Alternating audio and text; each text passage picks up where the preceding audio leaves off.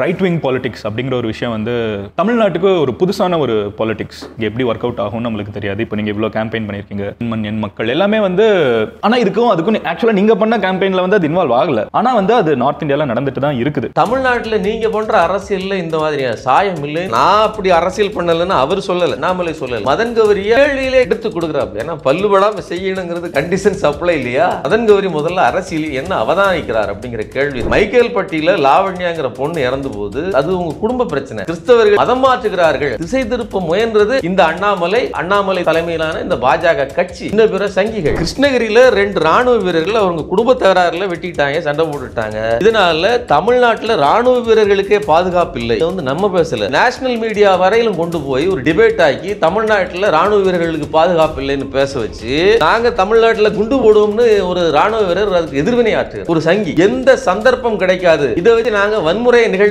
மாட்டோம்னு ஒரு வேட்டை நாய் போல், ஒரு ரத்த வெறி பிடித்த நாய் போல் அலைஞ்சிட்டு இருக்காரு இந்த அண்ணாமலை. நான் இதுல எந்த வார்த்தையும் மாற்ற விரும்பவில்லை. துருவதி அப்படின்னு சொல்லிட்டு ஒரு இன்ஃப்ளூயன்ஸ் இந்த விஷயத்தை பேசுகிறார். இந்தியா டிக்டேட்டர்ஷிப்பை சந்திக்க போகிறது. மோடி ஒரு டிக்டேட்டரா தான் இப்ப இயங்கிட்டு இருக்கிறாரு. அவர் மீண்டும் வந்தால் இன்னும் மோசமாக இருக்கும். சமூக ஊடகம் என்ன, சமூகத்திலிருந்து வளர்ந்தவன் நீ. அந்த சமூகத்தின் மேல் அக்கறை இருந்ததுன்னா ஆளும் வர்க்கம் எப்படி இருக்கிறதுன்னு நீ புரிஞ்சுக்கிடுவ, அதுக்கு எதிராக செயல்படுவேன். ஏன் துருவதிக்கு பணம் பேச மாட்டாங்களா? துருவதி எவ்வளவு விலை கொடுத்தனாலும் வாங்குறதுக்கு பாஜக ரெடி. மோடி ஒரு பக்கம் ஆடு சாப்பிடுவது மாதத்தில் கூடாது அப்படின்னு பேசுறாரு. உங்களுக்கு தைரியம் இருந்தால், திராணி இருந்தால், எங்களுக்கு ஆடு கோழி சாப்பிடுபவர்கள், ஹரி சாப்பிடுறவங்க எங்களுக்கு ஓட்டு போடக்கூடாது, அவர்கள் இந்துக்களே இல்லை அப்படி சொல்லி ஒன்னால ஓட்டு கேட்க முடியுமா? பிரதமர் மோடிக்கு நாம் கேட்கிற கேள்வி இதுதான். மதன் கௌரி அதை மென்மையா கேட்கிறாப்ல. இந்தியை திணித்தால் நீங்களும் எதிர்ப்பீங்க தானே? ஆமாமா ஆப்வியஸ்லி அப்படின்னு சொல்லி கடந்து போகிறார். ஒரு வாயே அந்த பக்கம் அதை பிஞ்சு செருப்புன்னு உருட்டுவதும், இந்த பக்கம் வந்து மாத்தி இல்ல நாங்களும் எதிர்க்கத்தான் செய்கிறோம்னு பேசுவதுமாக இருக்கிறது. காமராஜர் உயிரோடு இருக்கும் போது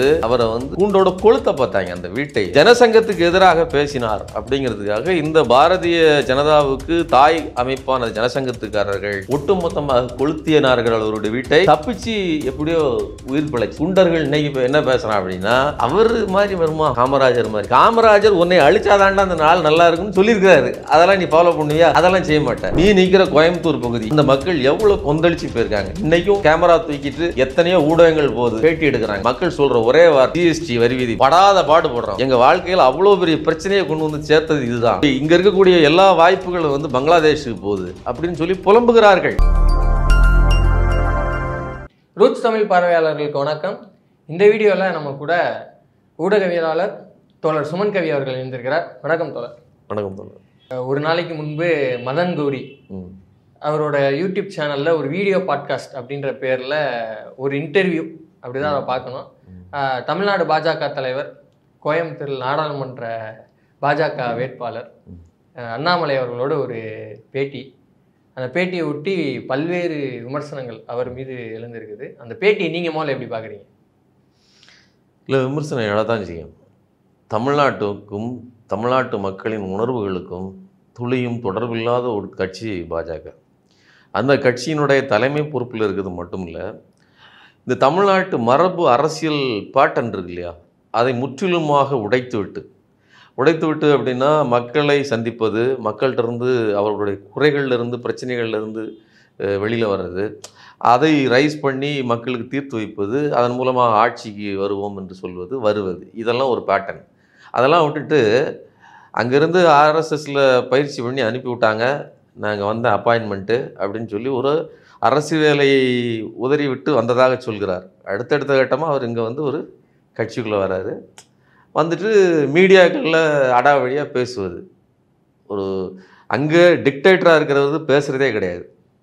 மோடிஜி வந்து ஒன்லி ஆக்ஷன். பேசுகிறதுங்கிறது மேடையில் எழுதி கொடுக்கப்பட்டது மட்டும்தான். பத்திரிகையாளர் சந்திப்பில் பேசுகிறது கிடையாது. கேள்வி கேட்டால் பதில் கிடையாது. ஆனால் கேட்ட கேள்விக்கு மேலே எக்ஸ்ட்ராவாக பதில் சொல்லக்கூடிய ஒரு நபராக அண்ணாமலை. இது வந்து பதிலும் கிடையாது. நீங்கள் கேள்வி கேட்டீங்கன்னா இதுக்கு என்னங்க பதில் அப்படின்னா, உனக்கு தெரியுமா அந்த கேள்விக்கு பதில் அப்படின்னு குறுக்கு ஒரு கேள்வி கேட்குறவனே மடக்கி பேசுவது, அடாவடியாக பேசுவது. அதாவது ராஜா வீட்டு கண்ணுக்குட்டி மங்கல, ராஜா பேச மாட்டேங்கிறாரு, கண்ணுக்குட்டி ஓவராக துள்ளுது, அதிகாரத்தின் திமிரில் துள்ளுகிறது. இப்போ தன்னை வந்து நல்லவன், நடுநிலையாளன், அமைதியானவன், நான் வந்து உங்களுக்காக பதில் சொல்கிறேன்னு சொல்லி ஒரு ஆளை செட்டப் பண்ணி மதன் கௌரியை உட்கார வச்சு நீ கேள், இந்தந்த கேள்விகளை எல்லாம் கேள், நான் பதில் சொல்கிறேன் அப்படின்னு ஒரு ட்ராமா செட்டப்பாக அது நடக்குது. ஒரு கட்டத்தில், அதாவது ஒரு பெரிய தலைவர்களுக்கு இந்த மாதிரி கேள்விகள் எழுத கொடுக்கப்பட்டு கேள்வி கேட்பது என்பது ஒன்றும் பெரிய விஷயம் கிடையாது. மோடி வந்தார், கேள்வி என்ன கேட்கப்பட்டுச்சு நமக்கே தெரியும். ஜி இங்கே போனீங்கன்னா மோடி இட்லின்னு ஒன்று இருக்குது அப்படின்னு மென்மையாக அப்படி இட்லியெல்லாம் பிச்சு கொடுத்து கேள்வி கேட்டாங்க.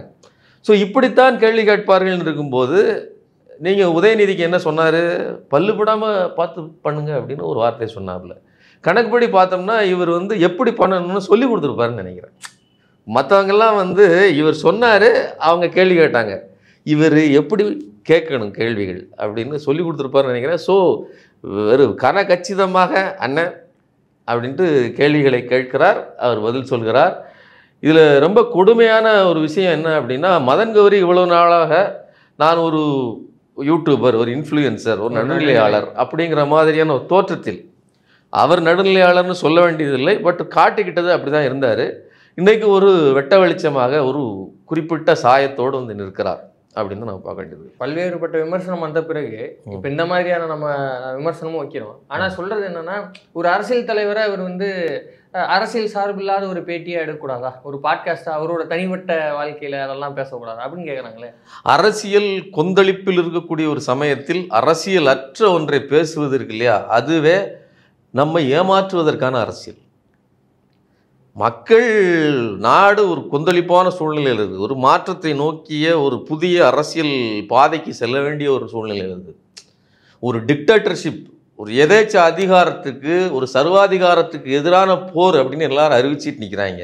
நீங்கள் உட்காந்துக்கிட்டு அதே சர்வாதிகாரி இங்கே உட்காந்துக்கிட்டு சாம்பார் சட்னி சாப்பிட்றது எப்படி அப்படின்னு கதை சொல்லிட்டு இருக்காரு. செங்கோலை எப்படி நான் கொண்டு போனேன், தமிழில் நான் எப்படி பேசுகிறேன்னு தெரியுமான்னு இங்கே வந்து கதை சொல்கிறாரு. இதையும் ஒரு டிவி உட்காந்து கதை கேட்டுட்டு இருக்குது. அதே மாதிரி இவர் இங்கோடி உட்காந்து தன்னுடைய தனிப்பட்ட வாழ்க்கை, தான் எப்படியெல்லாம் வளர்ந்தோம் கொண்டோம் அப்படின்னு, அதுக்கு போக தனக்கு என்னெல்லாம் தெரியுமோ அந்தந்த பதில்களை எல்லாம் சொல்வது அப்படின்னு இருக்கிறாரு. ஸோ மதன் கௌரி இது தனிப்பட்ட நிறம் மாறி இருக்கிறார் அப்படிங்கிறது மட்டும் இல்லை. இன்னொரு விஷயம் என்னென்னா, அவருக்கு 10 லட்சம் ரூபாய் கொடுக்கப்பட்டதாக தகவல் வருது. அதுக்கப்புறம் வந்து இது வெறுமனே இவரோடு நிறுத்தி கொண்டு விட்டால் அப்பட்டமாக தெரிஞ்சு போயிடும். ஆமா, அதைத்தான் வந்து சொல்றாங்க. இப்போ வந்து அவசரப்பட்டு நீங்க முன்னாடியே விமர்சனங்களை வைக்கிறீங்க, அவர் வந்து அடுத்தடுத்த அரசியல் தலைவர்களை பேட்டி எடுக்க இருக்கிறார். அந்த ப்ரோமோலயே அவர் அதான், அதாவது பார்ப்பனியம், அதிகார வர்க்கம், சனாதன கூட்டம் வந்து எப்படி சிந்திக்கும் அப்படிங்கிறது நமக்கு தெரியும். அதாவது சாதாரண மனிதர்களின் சிந்தனை தான். ஒரு 10 நல்ல தாளுக்கு மத்தியில் ஒரு ஆகாத தாளை வச்சு கொடுக்கறதுங்கிறது ஒரு டாக்டிக்ஸ் தான். என்ன ஒன்று அப்படின்னா, இவன் கொடுக்க வந்தது, இவன் எவ்வளோ பெரிய அயோக்கிய பேலாக இருந்தால் வச்ச ரெண்டுமே முதல்ல 2 அழுக்கு தாளை வச்சுருப்பான். 2 நல்ல தாளுக்கு மத்தியில் ஒரு ஆகாத தாளை வச்சேன்னா நீ புத்திசாலின்னு சொல்லலாம். நீ வச்சு கொடுக்கும்போதே நான் கொடுக்க வந்தது இந்த நல்ல நோட்டை தான், இந்த ரூபாய் தான், நீங்கள் அவசரப்படாதீங்க அப்படின்னு 2 அழுக்கு நோட்டை கொடுத்துருக்குற. ஏற அண்ணாமலையும் அடுத்து நாம் தமிழர் சீமானையும்.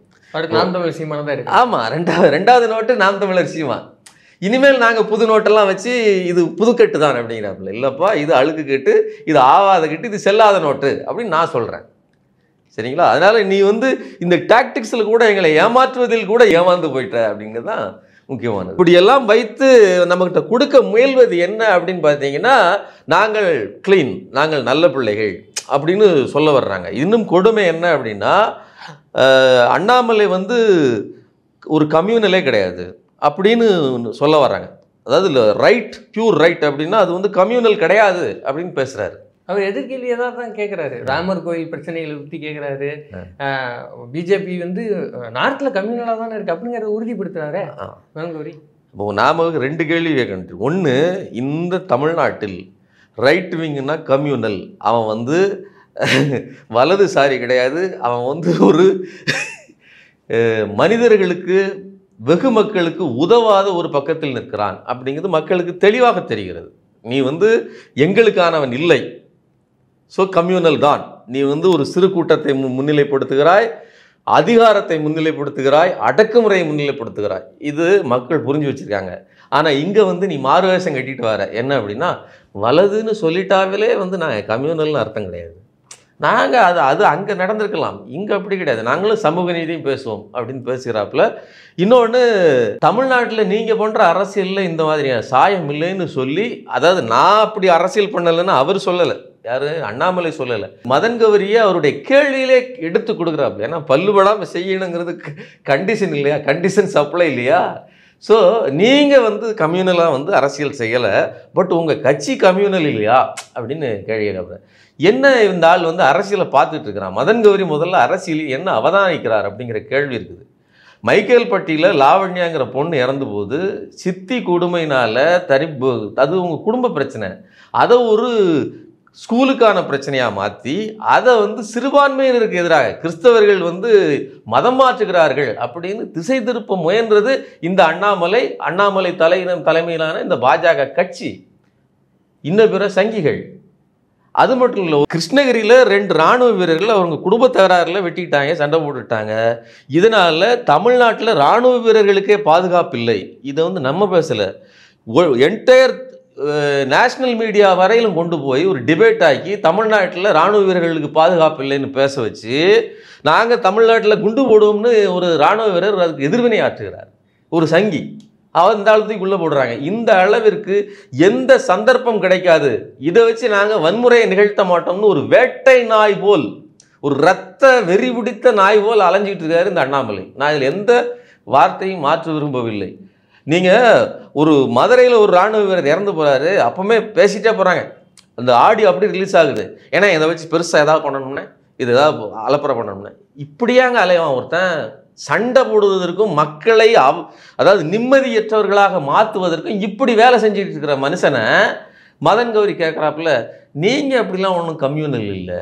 இதெல்லாம் எந்த அளவு இன்னும் மோசம் என்னென்னா, நாங்கள் ஆட்சிக்கு வந்தால் என்னையே அறிமுகப்படுத்தோம்னு இந்த ஆள் பேசியிருக்கிறாப்புல, அவர் தொகுதி வாக்குறுதியில் அதை கொடுத்து வச்சிருக்காப்புல. ஸோ இந்த அளவிற்கு கம்யூனலாக இயங்கக்கூடிய ஒரு மனிதனை நார்மலைஸ் பண்ணுற சாதாரண நபராக காட்டுகிற அயோக்கியத்தனத்தை இந்த மதன் கௌரி செய்கிறார். இதுதான் ரொம்ப முக்கியமான. நாம் மதன் கௌரி நீ சங்கியா இருந்துட்டு போய் இல்லாமல் இரு, அது எனக்கு பிரச்சனை இல்லை, இவ்வளோ நாள் நீ என்னவா எங்களுக்கு காமிச்சிக்கிட்டு இருந்தா அதெல்லாம் கூட விட்டுருவோம். ஆனால் ஏன் இந்த இன்டர்வியூவை இவ்வளவு அவர் எதிர்பார்த்ததை விடவும் சிறப்பாக ஏன் நீ அவருக்கு வேலை செய்கிறாய், அதுதான் என்னுடைய கேள்வி. அப்போ இது அண்ணாமலை அப்படிங்கிற ஒரு தனிப்பட்ட நபரை ஒரு குட் மேன் என்ன ராங் பார்ட்டி அப்படின்ற ஒரு ப்ரொஜெக்ஷனுக்கு தள்ளுறாருன்னு சொல்றீங்களா? இதில் என்ன நடக்கு அப்படின்னு பார்த்தோம்னா, அதாவது இன்ஃப்ளூயன்சர் அப்படிங்கிறவங்க இந்த சமூகத்துக்குள்ளேருந்து வராங்க. அவர்களுக்கு முன்னாடி இந்த மாதிரியான ஒரு வாய்ப்பெல்லாம் கிடையாது. கீழேருந்து ஒரு மக்களுக்குள்ளேருந்தே மேலே ஒரு ஸ்டாராக உருவாகுகிற வாய்ப்பு கிடையாது. இந்த சோஷியல் மீடியா வந்ததுக்கப்புறம் தான். இப்போ இதில் துருவரதி அப்படின்னு சொல்லிட்டு ஒரு இன்ஃப்ளூயன்சர், அவர் இந்த விஷயத்தை பேசுகிறார். டிக்டேட்டர்ஷிப். ஆமாம், டிக்டேட்டர்ஷிப். இனிமேல் இந்தியா டிக்டேட்டர்ஷிப்பை சந்திக்க போகிறது. மோடி ஒரு டிக்டேட்டராக தான் இப்போ இயங்கிக்கிட்டு இருக்கிறாரு. அவர் மீண்டும் வந்தால் இன்னும் மோசமாக இருக்கும், என்னென்னலாம் நடந்திருக்குது இனி என்னென்னலாம் நடக்கும் அப்படின்னு சொல்லி அவர் சொல்லுகிறார். இது ஒரு சோஷியல் ஒரு சமூக ஊடகம். என்ன, சமூகத்திலிருந்து வளர்ந்தவன் நீ, அந்த சமூகத்தின் மேல் அக்கறை இருந்ததுன்னா ஆளும் வர்க்கம் எப்படி இருக்கிறதுன்னு நீ புரிஞ்சுக்கிடுவ, அதுக்கு எதிராக செயல்படுவ. ஏன் இந்த துருவரதிக்கு பணம் பேச மாட்டாங்களா, அவர்களுக்கு பணம் கொடுக்க மாட்டாங்களா? இந்த துருவரதி எவ்வளவு விலை கொடுத்தனாலும் வாங்குறதுக்கு பாஜக ரெடி. ஏன்னா பல மில்லியன் வியூஸ் ஹிந்தியில் பேசுகிறாருங்கிறது. ஆமாம், அதனால பணம் அவர்களுக்கு ஒரு பொருட்டே இல்லை. ஆனால் அந்த பணத்தையும் மீறி அந்த ஆள் சமூகத்துக்காக, சோஷியல் மீடியாவில் இருக்கிறேன், சோஷியலாக இருக்கிறேன் அப்படிங்கிறதுனா அதோட பிரதிநிதித்துவம். நீ சோஷியல் மீடியாவில் இருக்கிற, ஆனால் ஆளும் வர்க்கத்துக்கு, அதிகார வர்க்கத்துக்கு சேவை செய்கிறன்னா என்ன பொருள்? இதுதான் நாம் கேட்குறோம். அப்போ இது முழுக்க இன்ஃப்ளூயன்ஸருங்கிற பேரில் ராங் இன்ஃப்ளூயன்ஸை, தவறான இன்ஃப்ளூயன்ஸை பயன்படுத்துறீங்க, அல்லது உங்களுடைய இன்ஃப்ளூயன்ஸை தவறாக பயன்படுத்துறீங்க, அப்படி தான் நம்ம சொல்ல வேண்டியது. மதன் கௌரி இப்படி பேசிட்டார், ஓகே. ஒரு தந்தி டிவிலேயே அசோகவர்ஷினி அவங்க அண்ணாமலை அவர்கள் பேட்டி எடுத்திருக்கிறாங்க. அந்த பேட்டி பார்த்தீங்களா? ஆமாம், அதுவுமே ஒரு ட்ராமா கம்பெனி தான், நம்ம ஆல்ரெடி தெரிஞ்சது தான். ஏன்னா அது முழுக்க ஆளும் வர்க்கத்தின் பாக்கெட்டில் தான் இருக்குது. அசோகவர்ஷினியை பொறுத்தவரையிலும் எதிராளிகளாக இருந்தால் கேள்விகளை எல்லாம் மடக்கி பிடிச்சி கிடுக்கி பிடியாக கேள்வி கேட்கும்.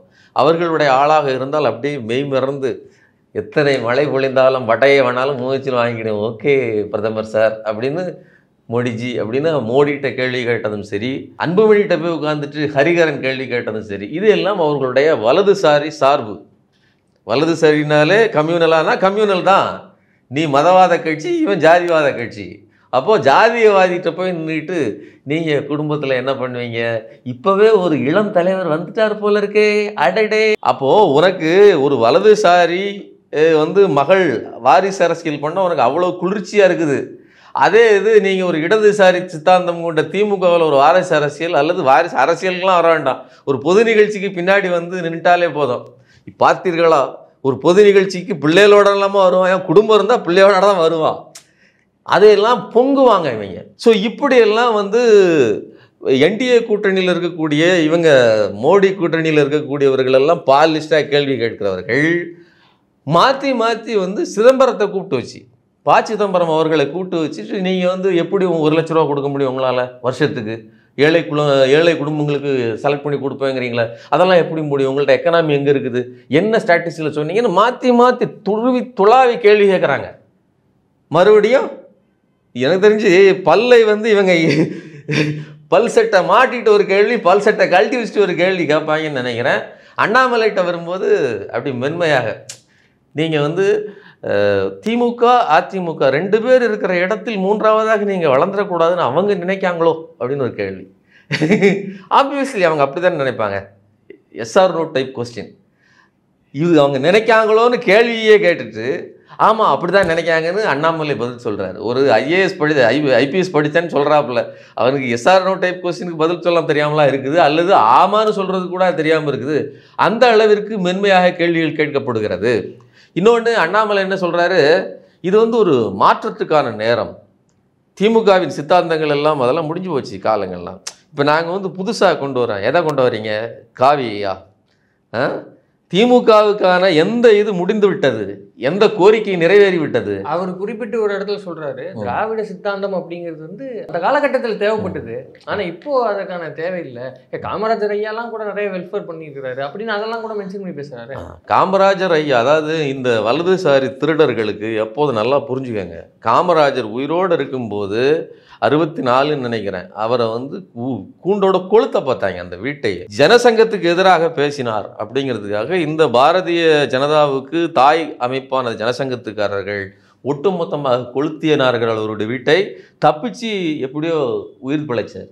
ஸோ இப்படி உயிரோடு தடுப்பு சட்டத்திற்காக ஆமாம் உயிரோடு கொளுத்த முயன்ற இந்த குண்டர்கள் இன்னைக்கு இப்போ என்ன பேசுகிறான் அப்படின்னா, அவர் மாதிரி வருமா யார், காமராஜர் மாதிரி. காமராஜர் உன்னை அழிச்சாதாண்டா அந்த நாள் நல்லா இருக்குன்னு சொல்லியிருக்கிறாரு. அதெல்லாம் நீ ஃபாலோ பண்ணுவியா?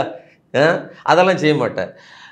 ஏன் இவர்கள் எப்போவுமே நல்லா கவனிக்கணும், இவன் காமராஜரை புகழ ஆரம்பிச்சிட்டான் அப்படின்னா இவன் திமுக திட்ட போகிறான்னு அர்த்தம். திமுகவிலேயுமே பெரியாரை கூட திடீர்னு புகழ்வானுங்க. பெரியாரை புகழ ஆரம்பிச்சிட்டா அண்ணாவையும் கலைஞரையும் திட்ட போகிறாங்கன்னு அர்த்தம். அண்ணாவை புகழ ஆரம்பிச்சிட்டான் அப்படின்னா கலைஞரை திட்ட போகிறான்னு அர்த்தம். இப்போ ரொம்ப அப்படியே அடுத்தடுத்த கட்டத்துக்கு வந்துட்டாங்க. கலைஞரையாவை கூட நான் அப்படின்லாம் ஒரு வரி சொல்கிறாப்புல. கலைஞரையா கலைஞர் வரல ஏன் வராங்கன்னா அவன் ஸ்டாலினை திட்ட போகிறான்னு அர்த்தம். அதாவது செத்தவங்களெல்லாம் ஒரு டைம் வரலும் தள்ளி விட்டுட்டு மிச்சம் உள்ளவங்களை திட்டுறதுக்கு வர்றாங்கன்னு அர்த்தம். அதனால் இவர்கள் யாரையும் அவர்களுடைய செய்த காரியங்களை புகழ்ந்து பேசுவதே கிடையாது. இது நான் சொல்கிறது நீங்கள் என்னவோ அண்ணாமலைக்கு சொல்கிறேன் அப்படி கிடையாது. நான் நாம் தமிழருக்கே சொல்கிறேன். வாயால் அண்ணா பிறந்த ஊரில் போய் நின்றுக்கிட்டு அண்ணா எங்கள் ஆள் தான் பேசுவான். மானம் கேட்டவன், கொஞ்சம் கூட துளி கூட மானம் இல்லாதவன், அப்படிப்பட்ட ஆள் தான் இவன். செத்ததுக்கு அப்புறம் கிரெடிபிலிட்டியை வாங்கிக்கிறதுக்கான பேச்சு மட்டும்தான். சரியாக புரிஞ்சுக்கங்க. கலைஞரை பற்றி பேசிட்டு ஒரு வரியில் சொல்லி போன இவர் காமராஜரை புகழ்ந்து பேசுகிறார். கலைஞர் ஆட்சி காலத்தில் 43 அணைகள் கட்டப்பட்டிருக்கு. சரிங்களா? எங்கள் ஊர் பக்கத்தில் இருக்கிற கடனாநதி அணையை கட்டியவர் கலைஞர் தான். சரிங்களா? அப்படி ஊருக்கு அணைகளை, அதாவது ஒரு டெவலப்மெண்ட் ஸ்டேஜில் இருக்கக்கூடிய ஒரு நாட்டில் முக்கியமான முதல் கட்ட வேலைகளை அப்போ ஆட்சியில் இருக்கக்கூடிய ஒரு அரசு தான் செய்யும்.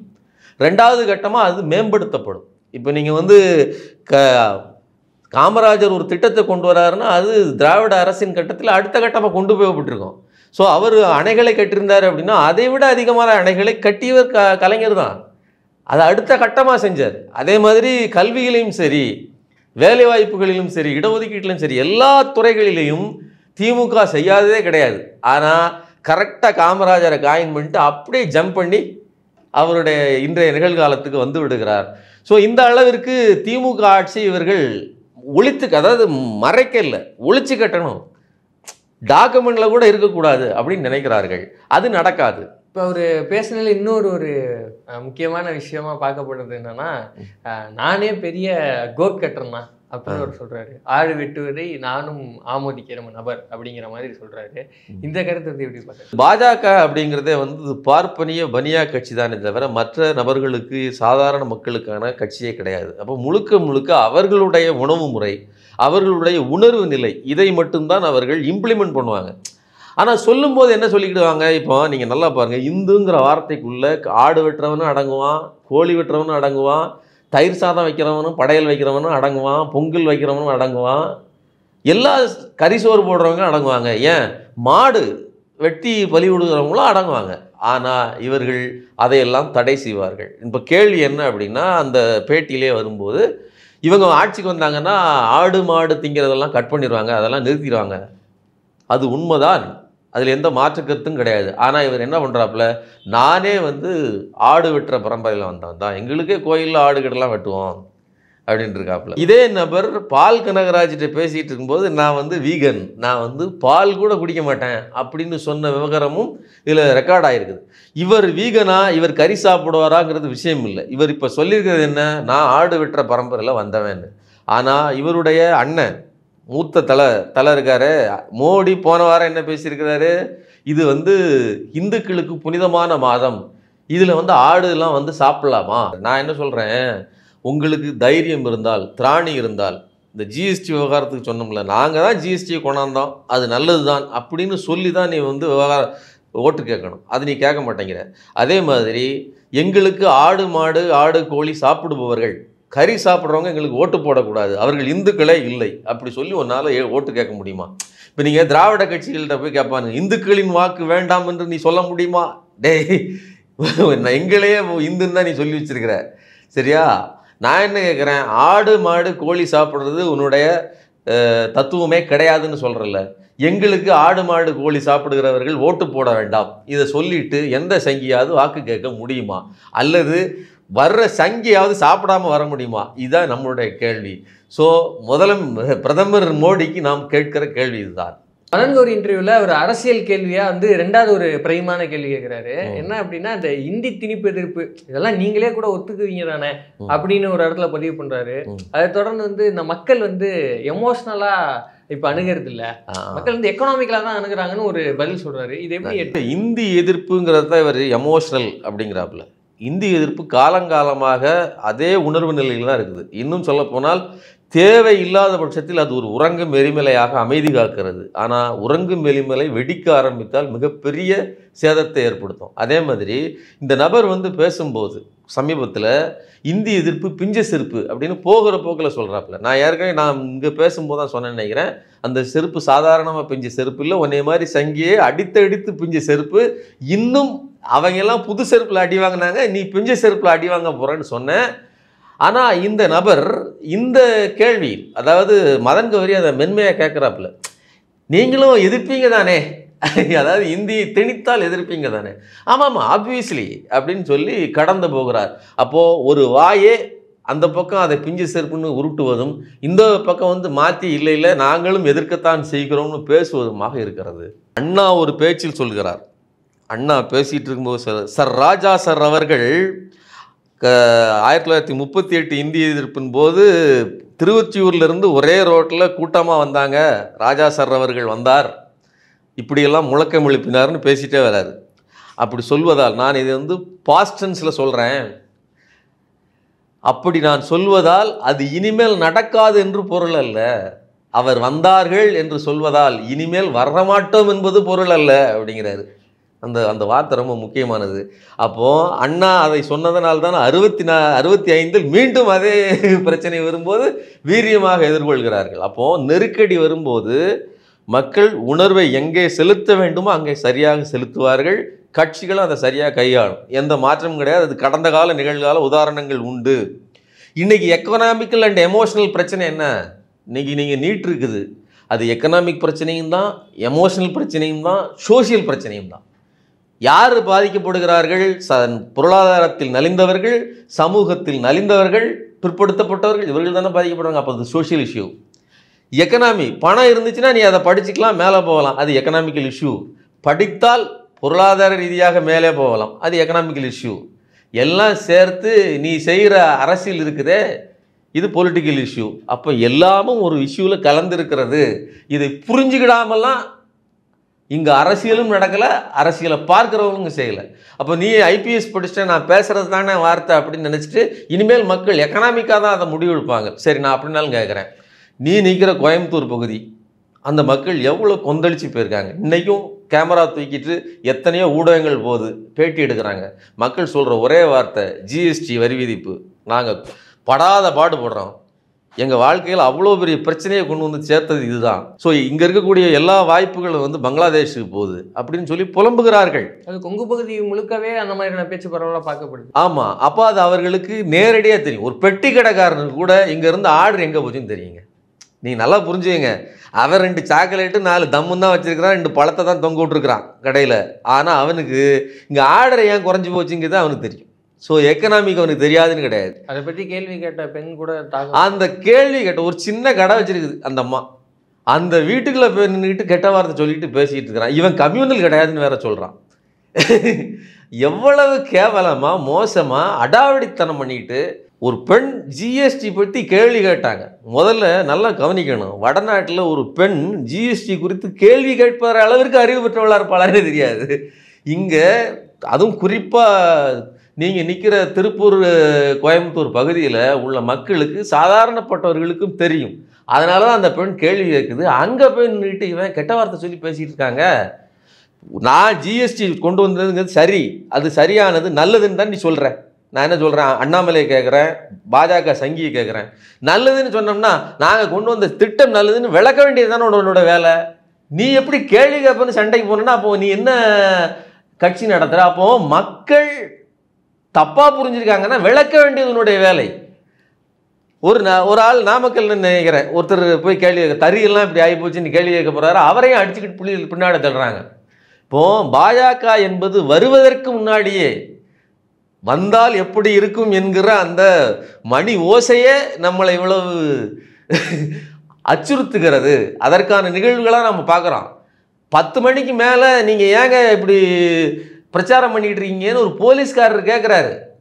ஒரு கட்சி தலைவருங்க இந்த ஆள், எல்லாரும் சாதாரணப்பட்டவன், ஏன் கட்சிக்காரன் ஏதாவது தப்பு பண்ணால் கூட விடியா நான் பேசுகிறேன் சார், டைம் ஆகிடுச்சு சார், நிறுத்திக்கிட்டு தான். இப்படித்தான் ஒரு கட்சி தலைவராக இருக்கிறவங்க பேச முடியும். ஆனால் இந்த ஆள் பேசுகிறான் 10 மணிக்கு மேலே டாட்டா காட்டக்கூடாதுன்னு ஏதாவது லாவில் இருக்கிறான்னு கேட்குறான். நான் வெறுமனே மணிக்கு மேலே டீ குடிக்க போகிறேன், டீ குடிக்கூடாது, டீ கூடாதா? நான் வெறுமனே டாட்டா காட்டிக்கிட்டு இருக்கேன், கும்பிட்டுக்கிட்டு இருக்கேன், இது பிரச்சாரமானு கேட்குறான். கோட்ஸே வந்து துப்பாக்கி எழும்போது காந்தி குறுக்க போயிட்டாருன்னு சொன்ன கூட்டம் தானே இது.